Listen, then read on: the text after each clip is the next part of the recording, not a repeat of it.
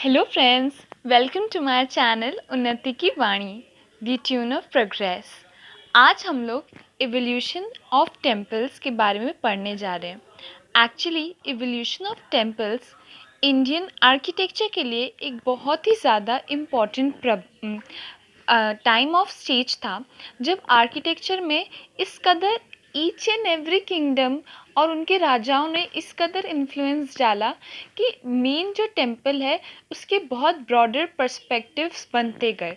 यानी कि हर एक किंगडम और हर एक राजा के अनुसार टेम्पल्स में नए नए तरह के बदलाव आते गए। न्यू रिलीजियंस यानी कि Buddhism, Jainism, each and every religion ने भी हिंदुइज़्म के टेम्पल्स के ऊपर बहुत तरह का प्रभाव डाला। But all these main temples have some common features engage with them. इन कॉमन फीचर्स के अंदर बहुत सारे वास्तु शास्त्र और वास्तु पुरुष मंडला के अनुसार टेम्पल्स को डिज़ाइन किया जाता था। ना वास्तु पुरुष मंडला एक्चुअली एक संस्कृत वर्ड है, जो कि एक कॉम्प्लेक्स संस्कृत वर्ड है, जिसमें वास्तु यानी कि जो शास्त्र है, शास्त्र है डायरेक्शंस के ऊपर कि इस डायरेक्शन में ये होना चाहिए, उस डायरेक्शन में वो होना चाहिए। वास्तु मतलब ये। मंडला मीन्स मंडप, यानी कि एक ऐसी पवित्र स्थल, एक ऐसी पवित्र जगह जहाँ पे पूजन होता है, देवी देवताओं का पूजन होता है। और टेम्पल का आर्किटेक्चर भी कुछ इस तरह से ही बनाया जाता था, जो ह्यूमन लाइफ के each and every stage, each and every पड़ाव को दर्शाते थे।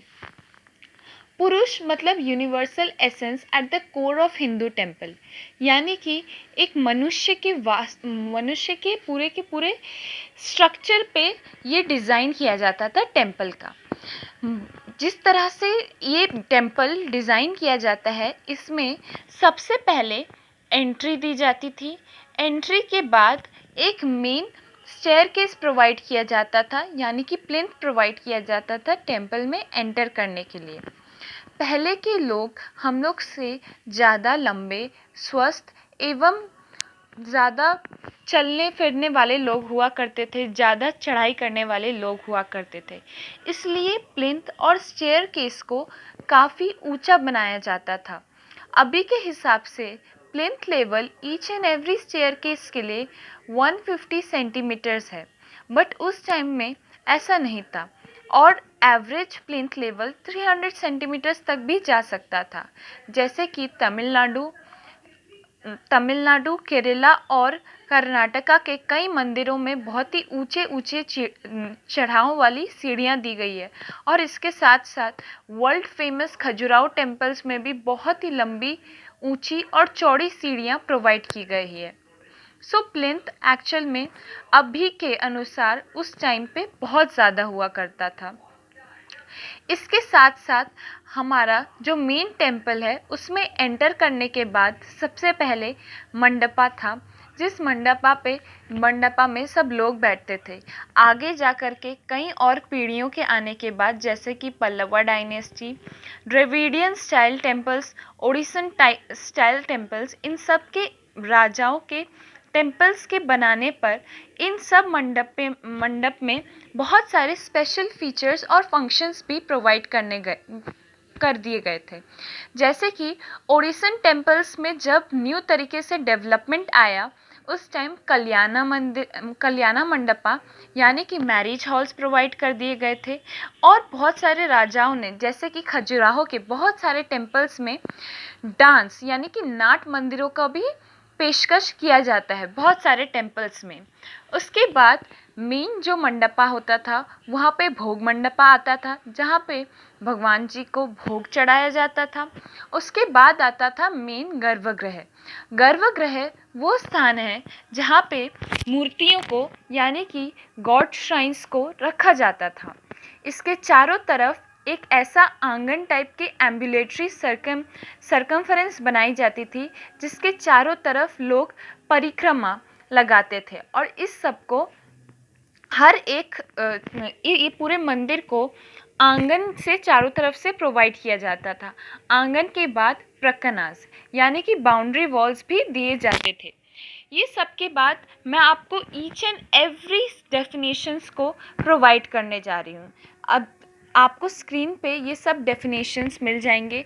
इसके साथ साथ मैंने डायग्राम्स भी दिए हैं और इन सब डायग्राम्स को मैं एक्सप्लेन कर रही हूँ।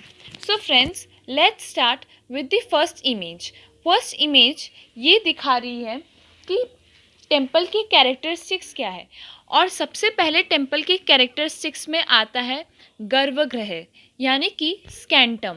It is the main sacred cell यानी कि ये सबसे मेन और सबसे पवित्र स्थल है where deities and images are placed for worship, जहाँ पे सारे मूर्तियों को और सारे चित्रों को रखा जाता था पूजा करने के लिए।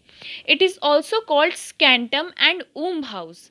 इसे स्कैंटम या ऊम्ब हाउस भी कहा जाता है यानी कि गर्भगृह। इसके बाद है मंडपा यानी कि assembly hall. It is a hall, porch and waiting room provided in front of गर्भगृह। मंडप जो है वो गर्भगृह के सामने रखा जाता था, जो कि एक वेटिंग रूम, एक हॉल की तरह यूज़ किया जाता था। हॉल, पोर्च या वेटिंग रूम का यूज़ एक्चुअल में इसलिए किया जाता है क्योंकि हॉल या पोर्च में आप लोग बैठ करके गर्भगृह की सारी मूर्तियों को देख सकें। Antarala vestibule. It is a hall, corridor and porch which connects garbhagriha and mandapa. Antarala यानी कि वेस्टिब्यूल एक ऐसा पाथ था जो कि मेन हॉल, एक कॉरिडोर की तरह यूज़ किया जाता था और ये गर्भगृह और मंडपा के बीच में रखा जाता था ताकि उन दोनों के बीच में चलने के लिए स्पेस प्रोवाइड कर सके। Now mahamandapa. Mahamandapa is the huge hall for offerings, जहाँ पे ऑफरिंग्स के लिए हॉल बना हुआ रहता था बड़ा करके। Bhog mandapa was a hall where offerings to god was provided. Nat Mandir. It is a hall provided for dancing purposes found in Orisian temples. Ardha Mandala. It is a closed hall joined with a main shrine by an antarala. Vimana and Shikhara. Both of these are the spire, curvilinear and pyramidal roof on Garbhagriha. Bhumi. Shikhara ceiling were provided terrace which tapered upwards. Kailasha. भूमि यानी कि चारों तरफ का space. विमाना और शिखरा यानी कि top, जो कि गुंबद स्टाइल में या फिर और भी अलग अलग स्टाइल में दिया जाता था। नाट मंदिर डांस के लिए हॉल्स था। अर्ध मंडला एक क्लोज जॉइंट श्राइन्स के लिए किया जाता था।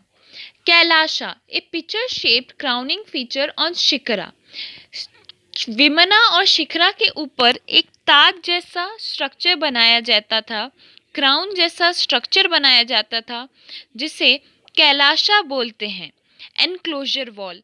Early temples have no enclosure wall but it was provided to temples of later age. जैसा कि मैंने कहा था, अलग अलग राज्यों के राजाओं ने आर्किटेक्चर्स पे बहुत प्रभाव डाला टेम्पल्स के। उसी तरीके से पहले के जो टेम्पल्स थे उसमें कोई बाउंड्री वॉल्स नहीं बनाई जाती थी। But after a certain period of time later age के जितने भी टेम्पल्स बनाए गए उसको चारों तरफ बाउंड्री से ढक दिया गया और इन बाउंड्रीज को एनक्लोजर वॉल के नाम से जाना जाता है। So friends, all this is the important features of the evolution of temples when architecture is being studied about for these temples. So friends, अगर आप लोग को ये वीडियो अच्छा लगा तो शेयर और सब्सक्राइब करें एंड नेक्स्ट वीडियो मैं आप लोग को अलग अलग टेम्पल्स, अलग अलग किंगडम के फीचर्स के हिसाब से दूंगी जो अलग अलग किंगडम ने अलग अलग टेम्पल्स के आर्किटेक्चर पे किस तरह का प्रभाव डाला।